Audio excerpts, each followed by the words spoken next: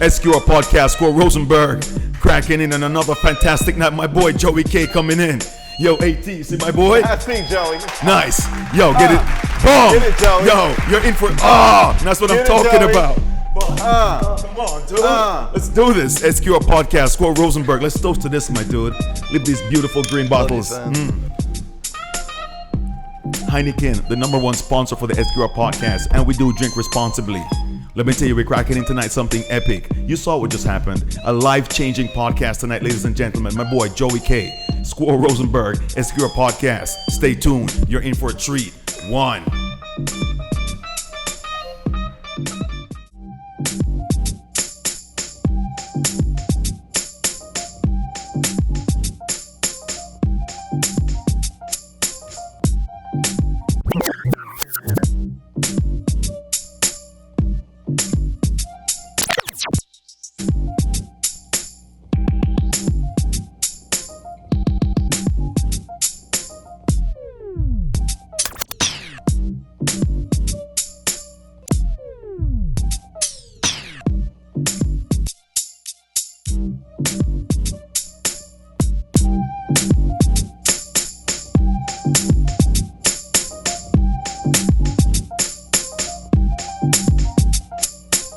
SQR Podcast, Squirrel Rosenberg, kicking in right now with my boy Joey K. Thank you so much for stopping into the house tonight, my dude. My privilege. Oh my God, that intro, that burpee, that sprawl, my dude. Just right off the bat, people have no idea what's coming up right now. Every day's a holiday, babe. SQR Podcast, Jules, right out the bat. I'm telling you right now, everybody who's watching this podcast, get your baskets ready. You know, and what I mean is get your mental baskets ready, because I know how you are. I've known you for a while and I know what you're about to do. SQR Podcast, Score Rosenberg, my boy Joey K is in the house, but you know how I normally start the show. I want to take this moment right now to big up every single soul that's in the house. Big shout out to my boy Manny holding things down on the camera. Of course, big shout out to my boy Lou, you know, super talented camera, you know, supervisor here. And I also want to take this moment to big up my boy Charles, the director extraordinaire, holding down the scene tonight on this one. Of course, my boy A.T. Jones in the pod. Bong. Yo, A.T., let them know what's going on back here, bro. Man, we got a lot going on here at SQR Podcast. I hope y'all ready for everything. Joey in the house, man. Yo, Joey in the house, man. Let's take it back to man. No, I like that. I like that. So as we get ready to crack into the podcast, you know, this moment is where we take this moment and big up our guest. Yeah. Joey Klineberger, aka Joey K. Bong. Joey. And you know, I know you're being extremely modest right now, you know, as I get ready to crack into this, you know, could you just let people know what the resume looks like? So right out of high school, I went in the Navy, went through SEAL training, basic underwater demolition SEAL training, completed that in March of 1990, got out of the Navy, was the bartender for several years, top of my craft on that, took multiple orders, always memorized orders, always tried to be the highest of my craft there. Segued into sales, was a mortgage rep for 20 years in sales, residential home financing. And then after that, just recently took a big right turn in life and got into personal training full time. All right, so what we just skimmed the surface there at a rapid speed right there. What we do at this podcast, we slow everything down and go through all of that. I like that. Let's tap into this. Joey, where are you from originally? Collingswood, New Jersey, South Jersey, outside Philadelphia. No way. South Jersey boy? Yes, sir. What was the family makeup like? Just my mom and I and my dad, no brothers or sisters. The only child? Yes, sir. Spoiled, right? I was. I was. Sheltered, too. Sheltered. Why? My folks split when I was 6, so I lived with my mom, and she was very protective, very sheltered. I was a quiet kid, really quiet. None of that makes sense right there. I'm telling you, it was. Absolute truth. So, at 6, mom and dad split. Yep. You're living with mom solo. So Yep. Mom's the breadwinner. You're the only child. What was it? Did you make friends in the neighborhood that you lived, or was it just? I did. It was hard though. You know, without dad living there, I'd see him on weekends. You know, I'd see him. So you had a relationship. I did. I'm still strong with him today. Oh, nice. But it was tough. I mean, 1976. I'm 6 years old. Nobody else in that town was divorced. It was like everybody there had two parents except me. I was that kid. And we struggled financially, man. We were one step from poor. Just thrift stores, shopping out. Mom said when I was a little older, oh, you want those kicks? Go out and get a job and pay for them. So I had to learn at a young age, go work for what you want. When you were spending time with, after the split, and I'm just trying to be granular as we walk through this, because it's so ironic that you're saying that you had such a sheltered life and you were so quiet, because knowing you now, I can only imagine the transformation that you must have went through to put yourself outside of that comfort zone. But at that age, as you were, being shared with mom and dad, did you find that there was a favoritism being played to either to gain your affection? Oh, absolutely. I mean, weekends with dad were fun, and then mom had to rein me in when I got home. She'd be like, take a shower. We need you eating healthy food again. Mom was always healthy, macrobiotic, vegetarian, strict rules. Dad would let me eat Entenmann's cake, sugar, free for all, spill something on the carpet, clean it up the next day. It was crazy, bro. Let's just take this moment and big up both mom and dad. What's mom's name? Linda Bertolino. Let's toast to Linda Bertolino. Thank you. Boom. And what's so funny, Joey, on this podcast, the reason why we take this moment to take these breaks is when you go back and realize those are the catalysts for you being here. So let's not disrespect. What's dad's name? The same, Joseph Klineberger Jr. Big up Joey Sr. Joey K. Yeah, big up Joey K. Sr. Thank you. Amazing. So dad spoiled you. Mom said no, back on this diet. Yep. Living clean, eating clean. Yep. Didn't want to as a kid. I can only imagine. So going to school, what was that whole transition into school like? Oh, it was brutal. No. I mean, we moved around a lot. I was always the new kid. I made friends, but then we'd move. So, coming into high school, I went to 3 schools in 4 years. Yeah, a lot of moving around. A lot of not getting solid ground under my feet. So it was tough. It was tough. Is there, looking back retrospectively, those transition, did you feel like there was a process that you had to go every time you started make a new school? And did you learn something from that? Hindsight, of course. At the time, no. You're thinking, my God, I'm 16, my life is over, I lost my friends, this, that, and the other. But hindsight, I take a nice macro, 30,000 foot look in now, and it all prepared me for who I am today. True. Yeah. True, because your confidence is through the roof.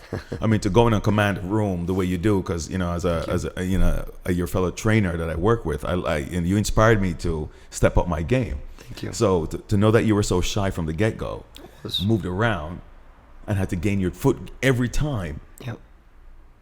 The resourcefulness. Is there anything that, if you could look back on those times, because when did it become a little bit more stationary, more settled? It didn't. I mean, right through high school.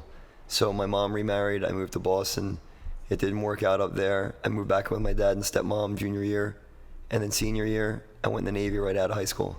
Okay, slow up. That was. So mom remarried. Yep. Moved to Boston. Yep. You were 16, 17? 16. What was that transition like? It was tough. It was tough. Tough for all of us, because there was a strain with me and her new husband. And then, of course, what was that like? It put a strain. Well, he never had any children, so here's this 16-year-old transplanted into his life. Tough for anybody. I mean, certainly at 16 you think you know everything, and now I look back and I mean, come on, I was a 16-year-old kid trying to figure life out, on the fly. So it was tough. It was tough for all of us. Mom was contemplating, well, if you move back to Jersey, do you want me to move back? And that would have upset her current marriage. So I just pulled the plug on it and I moved back with my dad and stepmom, and they were gracious enough to take me in. So what I got from that conversation is you put your mom first. Yes. I salute that. No, because here's the deal. Retrospectively, looking from here, it makes sense. Yeah. But at that age, you're like, no, mom, this guy's an a-hole. Screw this. Let's go back to Jersey. Let's go back to what we know. Couldn't do that to her. I had a year and a half left of high school. She's got her whole life. Wow. Knowing you as a friend, I mean, I can see exactly how you were, I want to go back for a little bit when we come back from this break, because I want to realize, considering what the tumultuous journey up to that point, why were you so grounded in your decision making, especially at that age. All right? SQR Podcast, Score Rosenberg, my boy Joey K. We're taking this stroll because when we get to where he is and what he's doing right now, you're going to be like, no friggin' way. Stay tuned. Stay on. Joey K. SQR Podcast.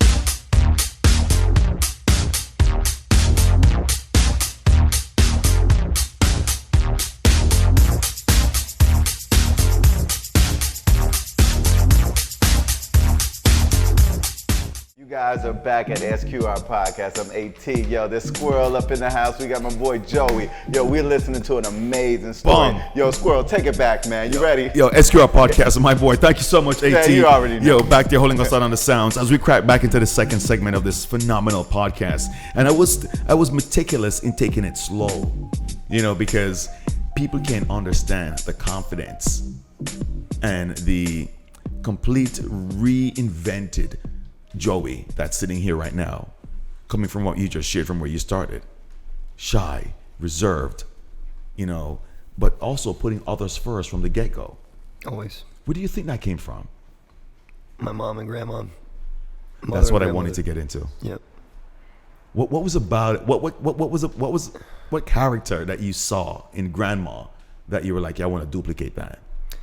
I was fortunate that she lived in the same town, so in Collingswood in South Jersey, so I'd see her a lot. Mom raised me, working multiple jobs. I spent a lot of time with... Grandma babysitting. I got spoiled, She always had lots of good eats, lots of good treats.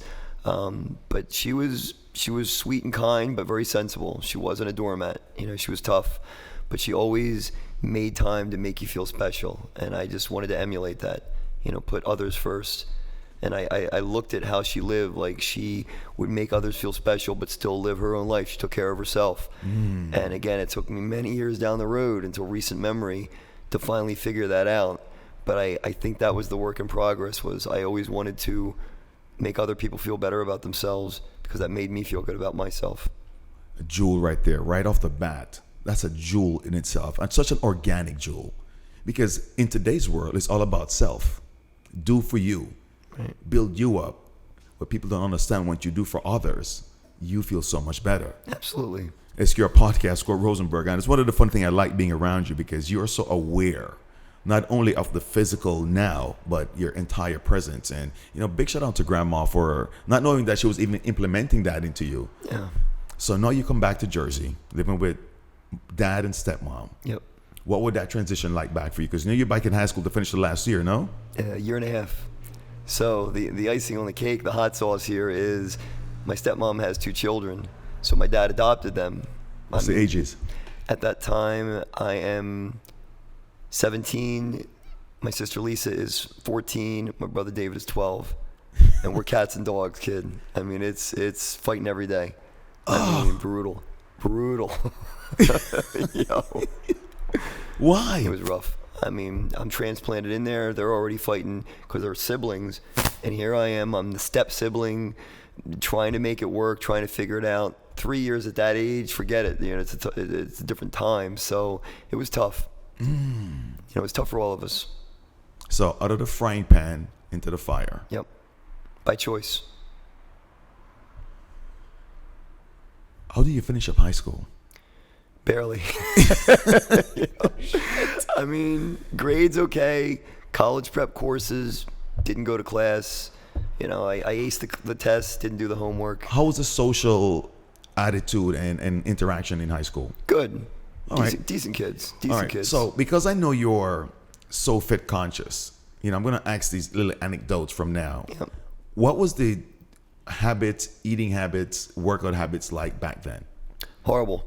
I did cross country because I like to run. Okay. I dabbled in martial arts a little bit just because, well, let's see, every kid that saw Rocky, a Van Damme movie, the 80s, you know, I'm an 80s kid, so wanted to get into that. Rambo. Got into martial arts a little bit, but never serious. Diet, horrible. Okay. I mean, I wasn't serious at all. So you weren't like an overweight kid in high school? Or? No, skinny kid. Always skinny. All right, cool. Always skinny. So finish high school. Yep. What's the next move?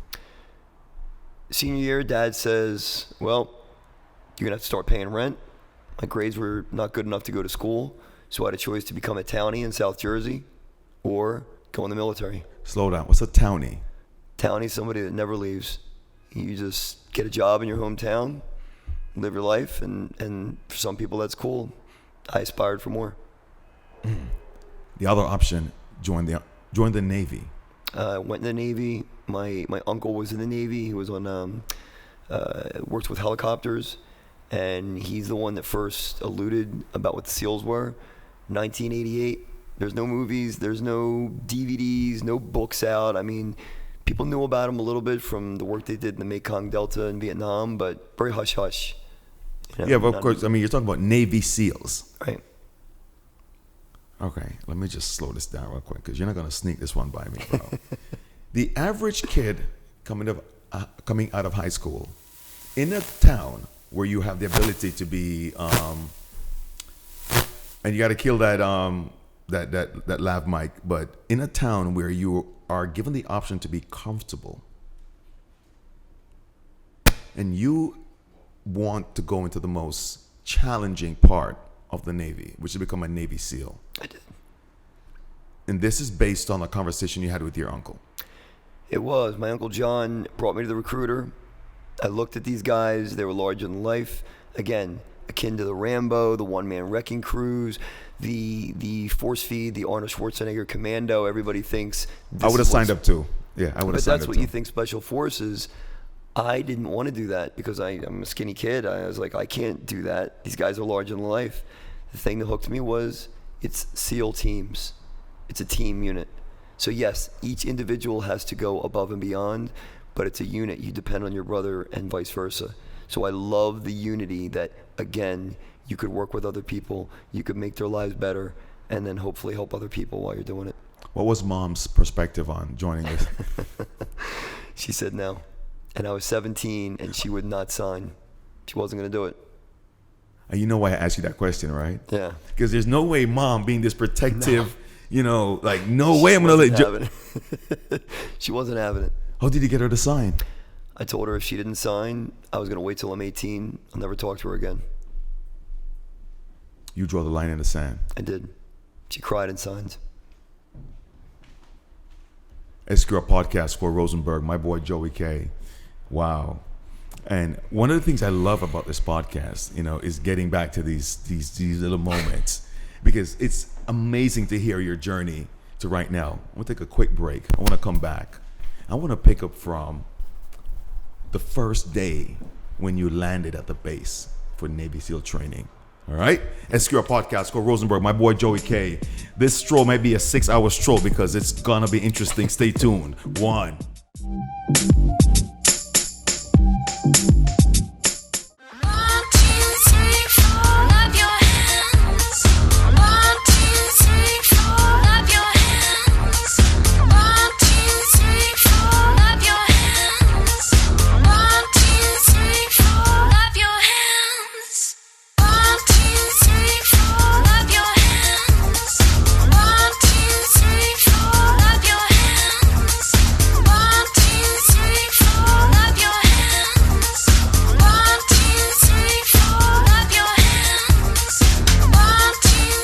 SQR Podcast, Score Rosenberg, my boy Joey K. And I'm sure for everybody that know you, they're gonna be like, "Holy crap! I never knew that about my boy." You know, when they hear this journey, and that's why, you know, I was inspired to be involved in this podcast. Not only because we have talented people around us to help get the story out there, but you take me on a journey through your life, and I'm like, dude, I know this guy, and I never knew that before. So we left off where it was ultimatum made to Mom about signing to get you into the Navy SEALs. special team. Your base, where was it located? The first, when you left home and we're going to the base, where was that base? First base was boot camp, Great Lakes, Illinois. And that's right out of high school. So straight from Jersey Yep. to Great Lakes, Illinois. Flew in, Yep. gets off the plane. What are you feeling? Clueless. Head shaving party, you know. A head shaving. They shave you up, they throw the clothes at you, 88 bunks, you're thrown in a general bay with a bunch of dudes you've never met before, and 20% of them have never even been away from home, ever, even on like an overnight sleepaway. It's crazy. Crazy, bro. What? And this is just basic. Navy boot camp is not intense. It's not Army. It's not Marines. But still, for some of these cats that were like, oh, I'll just go get my check, 3 hots and a cot. No, man, they were in for a rude awakening. It was crazy. The minute you walked into the barracks Yep. and got that treatment, did you ever say, screw this, I'm not built for this? Never. I had goals way bigger than getting through that 8 weeks, way bigger than going through my A school. It was buds or bust. SQR Podcast, Score Rosenberg, my boy just dropped a jewel. Could you say that again, please? It was... Buds or bust. That's what I'm talking about. And what I like, what I got from what you just said, you said your dreams were bigger than those 8 weeks of trial. Your dreams were bigger than what it took to get to. Wow. So let's slow this down. So now you're in this barracks. Yep. Bunch of guys. Everybody's excited, I'm sure. Sure. Big bad. Everybody's, I'm gonna make this. Oh, I mean, different ethnicities, different north, south, east, west, all different colors on the wheel. But everybody's clueless as to what's coming for sure. What time of the year was this? It was September, and I got out in November. So, because when you say Illinois, there's a type of cold that comes down from that north. Chili woo. Chili woo, bro. That's what we called it. Okay, all right, cool. You see, one of the things I'm very proficient at is watching a lot of military channel. Yep. So we're gonna have fun with this. So now you're telling me your first impact. What was the first thing that had you do? I mean, they come in the first morning, banging trash cans, throwing stuff around, waking us up at 0 dark 30, whatever time, 3:30, and people are crying, people are running, and I'm just like, bring it. I got bigger fish to fry than this. Were you prepared in that before you went to bed? Did you have like some boots and your stuff ready to go? So we were prepared. They dump it out all in the middle of the floor and just throw your stuff helter-skelter all over the place, so you deal with it. And it's chaos, and they want to see how you perform under stressful conditions.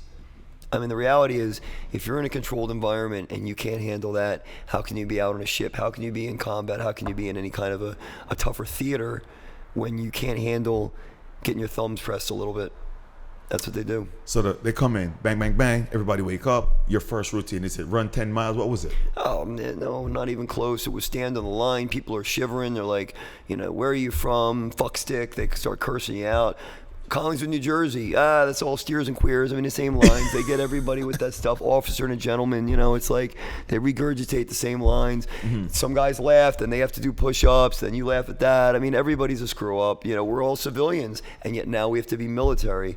I wasn't prepared. I was dropped for as many push-ups as everybody. And then they try to break you. And then I'm kind of getting ahead of myself because BUDS is the ultimate breaking for everybody. What's BUDS? Basic underwater demolition SEAL training. That's basic SEAL training. Underwater demolition SEAL training. BUDS. All right, so you go through your stress. They make fun of you. They line you up. Boom. Your regular routine, your typical day. Give me your typical day before you got to BUDS. I mean, you get up, you're shining your shoes, you go into classes, you're wearing Navy dungarees, real sexy outfit. I mean, women dig it. They were picking me up left and right. So you're out there, and again, you've got one common goal to get through this. Everybody then goes to a ship. I didn't want to go to a ship. I wanted to go, again, it was the teams or nothing. So we have to choose an Operation A school, which is a vocation that's going to be something that BUDS will let you in. But before that, you have to take the tests. So I don't know, in my company, there's 1,000 Navy guys, call it, round number, 1,200, 900, somewhere around there. 26 of us went to try out for buds. So again, it's a specific unit. Not everybody wants to be in the teams, and less even make it. It's a very high, washout rate. Special forces, special operations. So 26 of us took the test. 2 of us passed. Slow down. The test was first a written test. Physical. Okay, let's go back, son. Let's go back. So now Very basic. No way. Very basic. I mean, this is to see if you can dip your toes in the water and they even want to take a look at you. This isn't you're anything special. You're still worthless, but at least you're worth to take a look at in their eyes. What was that workout like? 500-yard swim, had to be breast and or side stroke. You have to be combat. You can't break the surface, so you have to swim under the water. You have to do it at a certain time. You get out. You have a couple minutes to put on your clothes. You have to do 50 push-ups. Chest touch the ground, not your belt buckle. How do I know? My belt buckle hit 8 in a row, and the SEAL instructor looked at me and said, when you stop hitting your belt buckle, I'm going to start counting your push-ups. And my eyes got wide because I hadn't done one yet. And my heart's racing, and I'm thinking, yeah, I got this. And now all of a sudden, I have an oh shit moment because now I got to start. I'm a little kid. I got to stick in my no chest out and start banging out push-ups. Push-ups, then knock at the pull-ups, then the sit-ups, then you put the boots on, you run 1.5 miles, you got to do it in, I think it was 11.5 minutes. I did it in 9:30, and out of 26 of us, 2 of us passed. Salute, my dude. Let's lift these green bottles up to that. And that was nothing. That was just for them to take a look and say, we'll give you a pass. Come on out here and see if you got the stuff. During that entire time, up to that moment, thought about quitting. You always think about quitting, but to me it wasn't an option. I had nothing to go back to. I didn't have a girlfriend, no wife, okay, if I go back, I've got a cozy family business. We didn't come from money. It was this, man. It was this or ship me back in a bag. You passed that test. Yep. You're now looked at by the buds guys.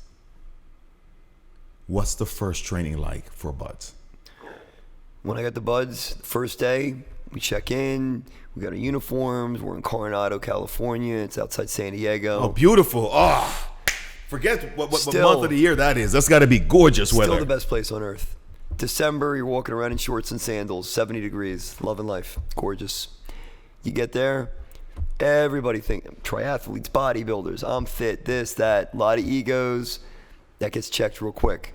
First day I see a guy up on the 20-foot rope climb, slide down, 4 layers of skin ripped off his hands, had to get shipped out, quit, couldn't hack it.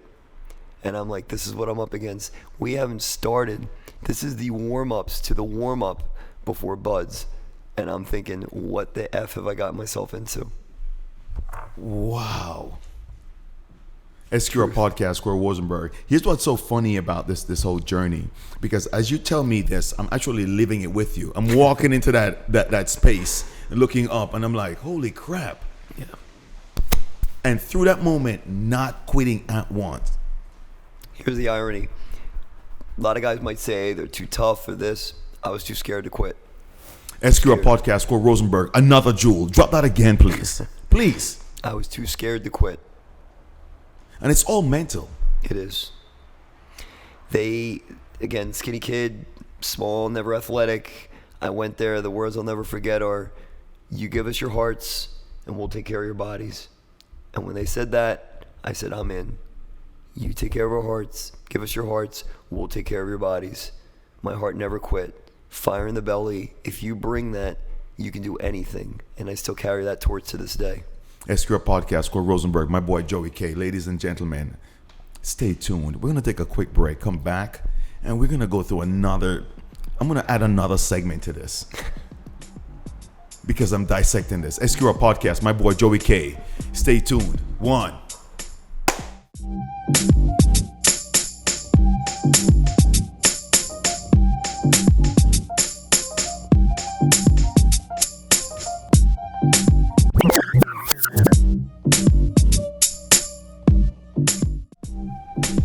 SQR Podcast, Square Rosenberg. As you know, we've been detailed through that experience with the Navy SEAL thing, because as I was telling you behind the scenes, I wanted to be able to have people walk with us through those moments, and saw how many screw this, I quit experiences or points that you could have said, yo, enough. A lot. Every minute, every day. Sometimes you skip a couple days. It's always there, though. They give you a bell that you can ring 3 times anytime. All you do is voluntary in, you voluntary out. Ring the bell 3 times, get a warm blanket, get a new job. You'll never have to get wet and sandy again. Never have to suffer. What if I rang it once? They're going to get pissed off. They're going to make you ring it 2 more times. Or you're going to go through 5.5 more months of hell if you don't ring. All right, so so we have to. I like your style, though. Come on, dude. You know what I mean? Ding. Yeah, Right, I'm just fucking. Yeah, because it's like me, and you can't tell me to not press that button. Anyway, so I want to kind of speed up through this process, but I know that buds process, and the reason I'm being detailed is the curing that you go through has to be an advantage now, considering what you're doing. So before I leave this buds experience, share with me your most challenging experience during that process that made you really go, damn it, why am I doing this? I'm gonna give you 2. I'm gonna one up you, not by choice, by chance. Thanks. So Hell Week is arguably the most difficult training in the free world. Heard about it. Forget about the U.S. military. It's arguably up there with anything. 5 days no sleep. Let me say it again. 5 days no sleep is real. The instructors come in every 8 hours. They're fresh. They go back to their wives, their dogs, they're eating, they're sleeping. They come in, they're pissed off, and they drop the hammer on you. And then you're wet and sandy. And then they're checking the water temp to make sure you're not getting hypothermia. And then they put you in a sauna. And then you warm up. And then they take it back in that water again. And guys, grown men, are crying and running for the bell. What are you doing in the water? Sitting, freezing, thinking about life's choices. Why am I here? What am I doing? Can't even put into a scope of how mentally ripping it is. The cold, wet, and miserable will break down any human. Period. Yeah. Oh, yeah. Period. Some of those miserable moments I've had were wet, sandy, and cold, shivering uncontrollably, wondering what I'm doing. Oh, and the good news is I got 3 more days of this. And it was literally hell. And the instructors know all the buttons to push. They're offering you warm blankets, fires, this, that. They'll thaw you out. They hammer you some more. So Hell Week, it just breaks you down. Everybody breaks down. But once you're past that 3rd day, you've been up for 3 days, now it's just autopilot. You're just saying, you've already broken me down. The quitters have quit. We're going to get through this. So I prayed to God the day of Hell Week. I said, just let me stay healthy. I thought it was selfish to say, let me make it through this. If it's not in God's plan, it's not up to me. But I said, let me stay healthy. And I stayed healthy, and I made it through. My will never broke. Wow. So that was challenging. But to me, the harder part, I made it through 22 of the 26 weeks. 7-mile swim, all dive phase. I'm breaking it through. 14-mile runs coming up in boots. And I got rolled back for bronchitis. I was coughing up blood. And the corpsman saw me getting out of the 3-mile swim, and he said, you're coughing up blood. Come to my office. And I knew they're going to roll me back, which means I got to do 7 weeks all over again of last dive phase. And I'm crying. And I'm coughing up blood. And he takes a stethoscope to my back. And I hear a rattle as I breathe. And he's like, you're not going anywhere. And I'm bawling because I don't know if I can do this again, man. 7 more weeks of this. It killed me. So I called my mother, who of course was sheltering still. Nothing's changed. Linda's still Linda. Yeah. And I'll never forget these words. And she says, if you don't make it, I'll still love you. And I hung up on her. That's not what I needed to hear. I needed to hear, you're going to fucking make it through this training. You've made it this far. There's nothing going to stop you but you. I didn't need to hear that. I don't know. And this is 1989, man. There's no cell phones. There's no emails. I didn't talk to her for a couple weeks. It's a payphone. I slammed the phone down, and I got my shit right, and I made it through. So you did the 7 weeks again. Had to. And these instructors killed me. So you did 14 weeks to get through the last half of this BUD/S process. Had to do the 7-mile swim all over again. The instructors know you're a retread, you're a rollback, which means they are going to make your life extra miserable. Every time the class wasn't doing push-ups together, they called me Scumburger. Klineberger, I didn't have that name anymore. Hey, Scumburger's not doing push-ups. Everyone starts yelling at me, go get wet and sandy for Klineberger. I was the GOAT, and they just hammered me, and I embraced it. I was like, you can't do anything worse to me than you've already done. SQR Podcast, Score Rosenberg, another jewel. Through all of that bullshit, another jewel. They couldn't do enough. Oh my God, that's amazing, bro. It's joy in life for all of us. So now, and what's so funny is as I sat back and followed you through that, I remember I felt the cold. I felt the frustration. But now that you navigated the water, let me ask you this. What was graduation like? Besides the first time I had my mom and dad together again in years, which was crazy. And I looked at them sitting in the audience, and I couldn't believe. I said, how are these two people ever married? Two totally different souls. So, I mean, the fact that they were in love and they had me was great. But I looked and I said, they're better off remarried respectively, and they are, and they're both happier today, separate, and it's great. It was liberating. It was the first thing I've ever done that I've been proud of. Skinny kid, crappy grades, not athletic, moved around a lot, transient, but I killed that shit, and I owned it. Toast to that, my dude. Thank you. Wow. Thank you. SQR Podcast for Rosenberg. Now that I've heard all the ingredients that went into this stew that is Joey K, it makes total sense why you are who you are. That's what changed me. Because a lot of people, you know, we go through our daily lives and we go, my God, my day just killed me. Shut the hell up. We don't do that. You know what I mean? It's like, yo, go sit into this cold pond. Right. You know what I mean?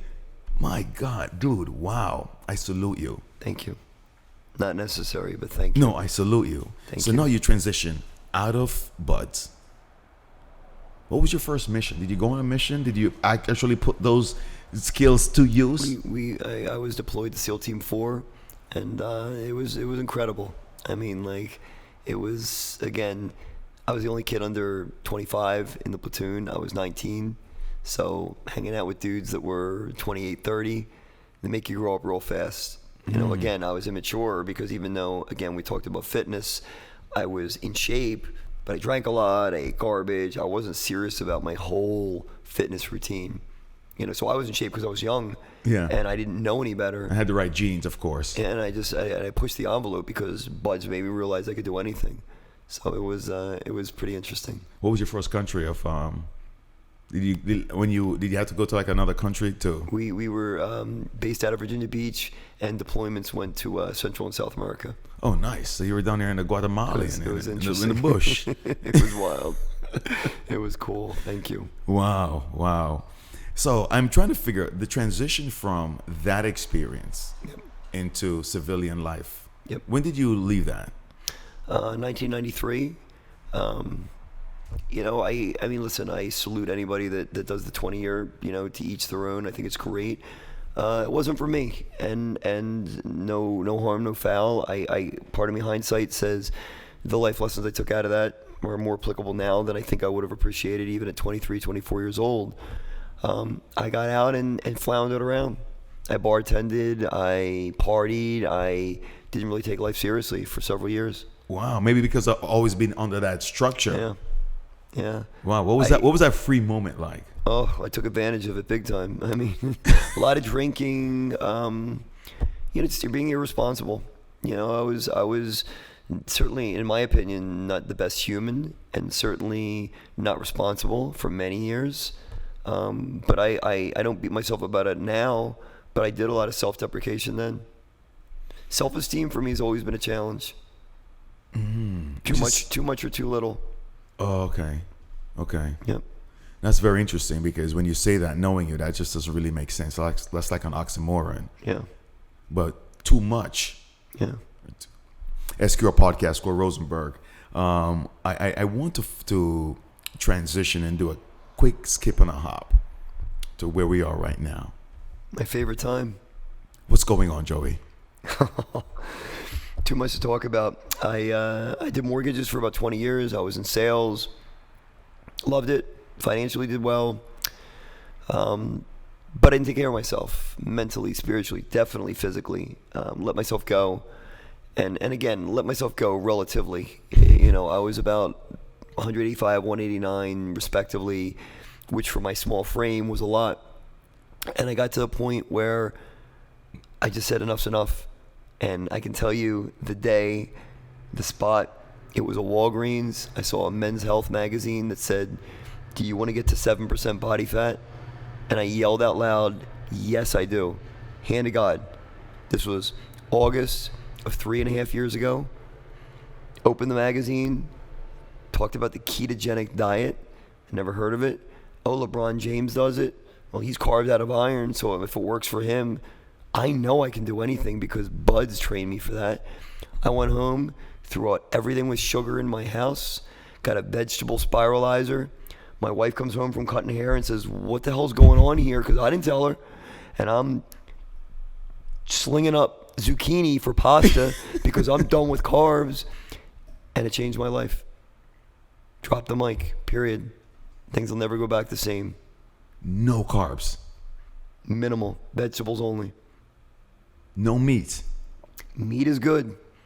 Meat, salads, fats, moderate protein, no pasta, no sugars, no breads, no cereals, no rice, no fun. But you know what? Gave me a shot in the arm.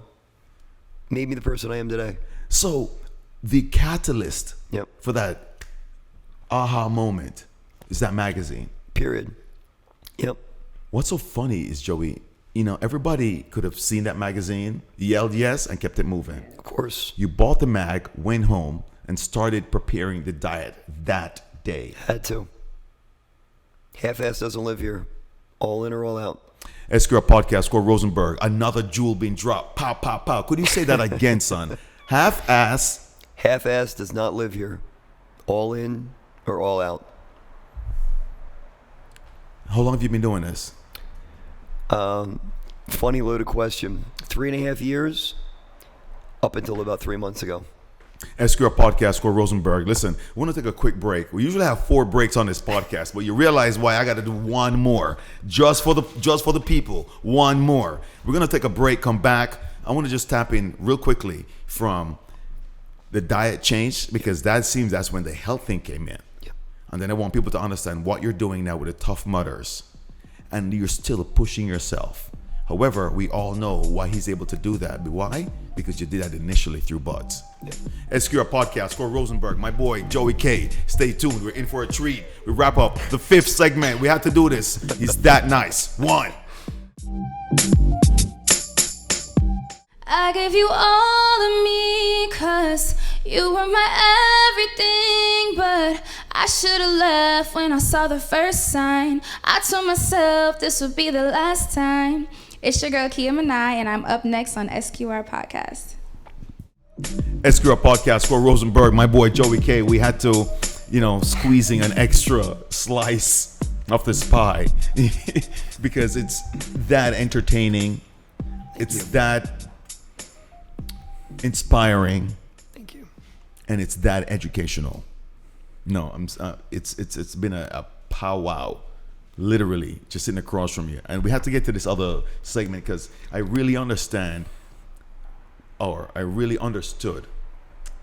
why you are determined and you're humanly capable of doing what you do right now in your fitness area. So we left off where the magazine out of the pharmacy motivated you to change your life and you took action immediately. Yep. Go home, boom, started on the diet and felt the difference.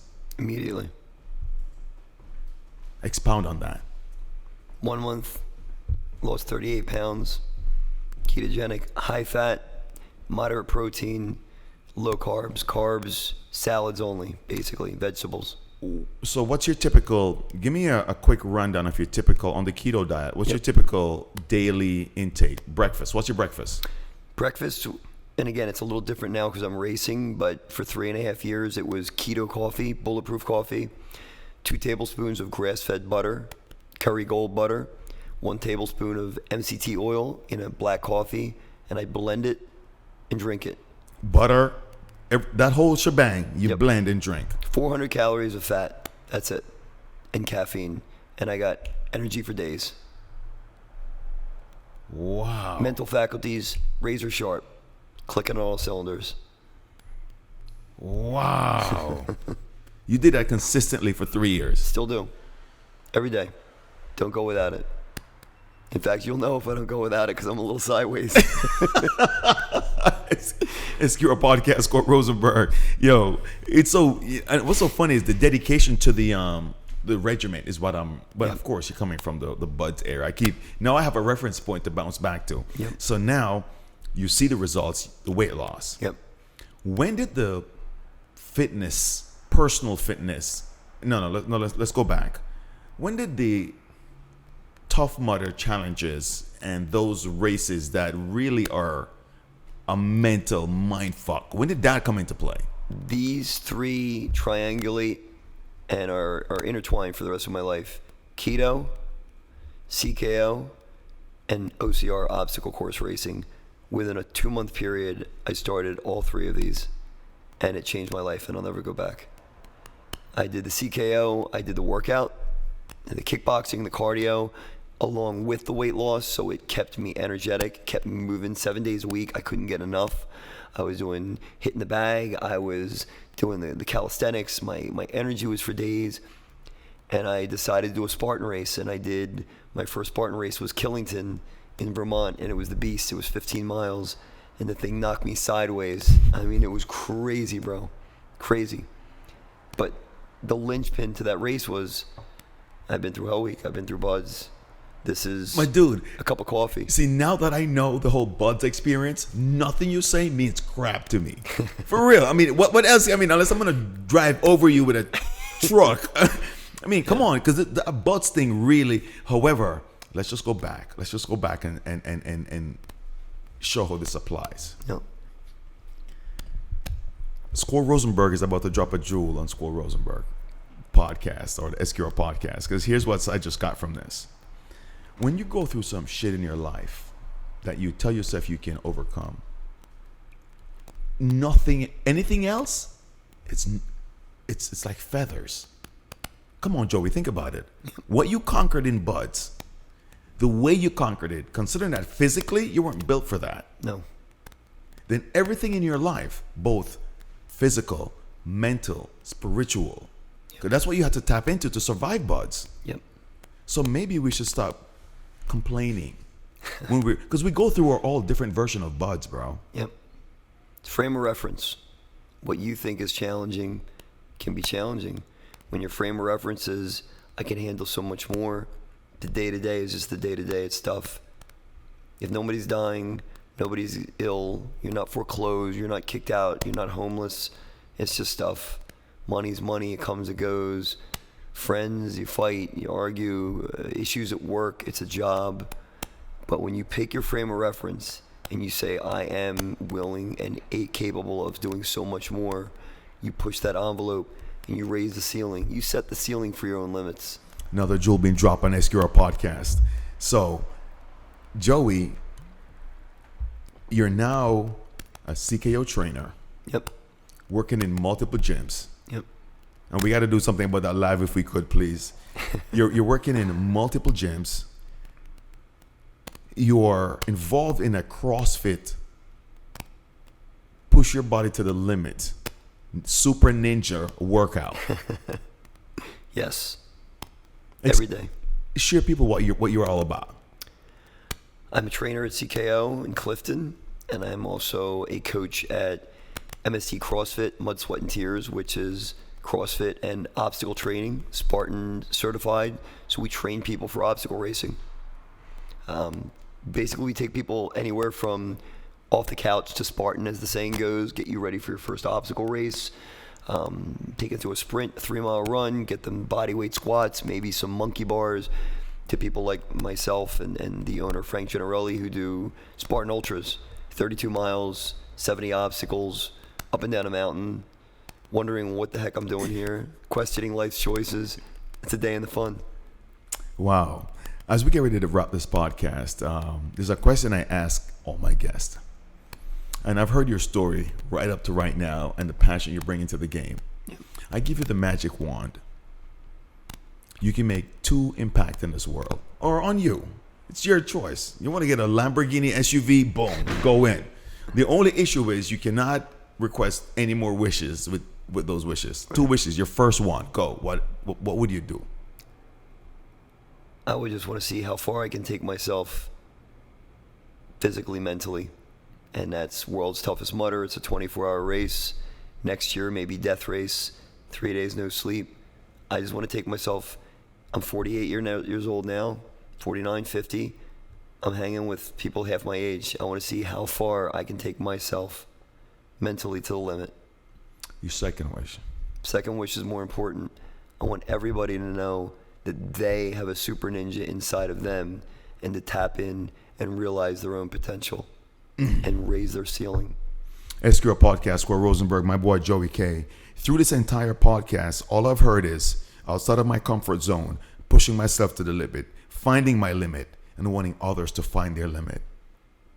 Ladies and gentlemen, we're going to close this podcast. Your boy's going to change into a super outfit. I'm going to try to do some of this crap Joey's been doing. We're going to go through some of this, a quick 5-minute workout. And just to show you that in your own setting, whatever you're doing, you can make an impact on your life. SQR Podcast, Square Rosenberg, my boy Joey K. Thank you so much, bro. What a journey. Yes. What a journey. Boom. Stay tuned. We're going to do this. 1.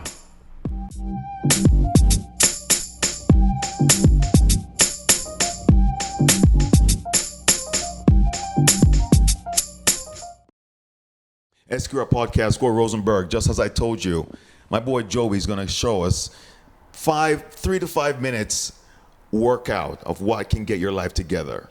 Now, let me remind you, my boy is coming from a BUD/S Navy SEAL special team workout. He's coming from multiple Tough Mudders and the tougher of Tough Mudders.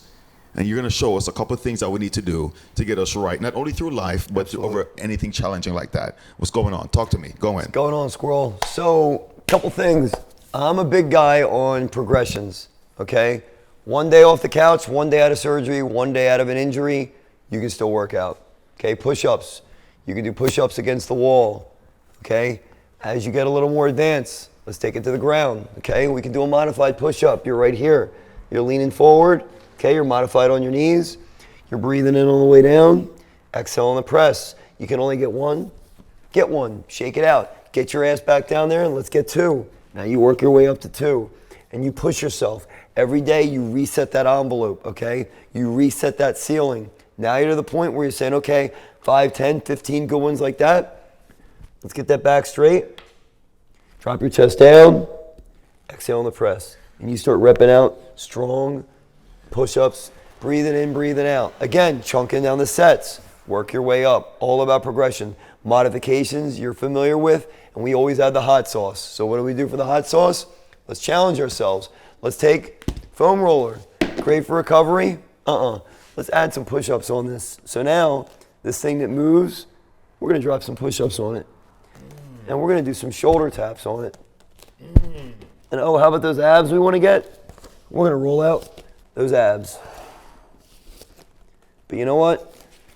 My favorite piece of equipment to add that flamethrower hot sauce, always extra.